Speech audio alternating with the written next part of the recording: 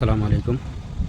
সূর্যের তাপ আর বাপের রাগ, এই দুটো বস্তু আপনারা বরদাস্ত করতে শিখুন। সূর্য না থাকলে যেরকম দুনিয়া অন্ধকার, আর যদি আপনার বাবা মা না থাকে তাহলে আপনার জিন্দিগি অন্ধকার। আর আপনি যদি ভাবতেছেন যে আমার রাগ বেশি, আমার রাগের জন্য আমার মা বাবা আমাকে একটা কথা দুইবার জিজ্ঞাসা করতে ভয় পায়, তাহলে জানবেন যে আপনি আপনার কপালের ভিতরে কুড়াল মেরেছেন। যে আপনার জন্য যদি আপনার রাগের জন্য যদি আপনার বাবা মা আপনার সাথে কথা বলতে ভয় পায়, তাহলে আপনার দোয়া আল্লাহ তাআলার কাছে কবুল হবে না। তাহলে মা আপনার জান্নাত, বাবা আপনার জান্নাতের দরজা। মা বাবাকে সেবা করেন, দুনিয়া ও আখিরাত দুও জাহানে সফল হবেন ইনশাআল্লাহ।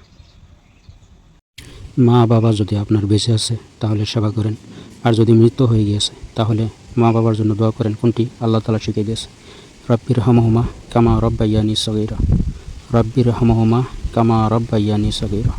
যার অর্থ হলো যে আল্লাহ, আমার মা বাবা আমাকে ছোট্টর সময় যেরকম মহব্বতের কোলে লালন পালন করেছে, আমার মা বাবাকে তোমার রহমতের কোলে লালন পালন করো।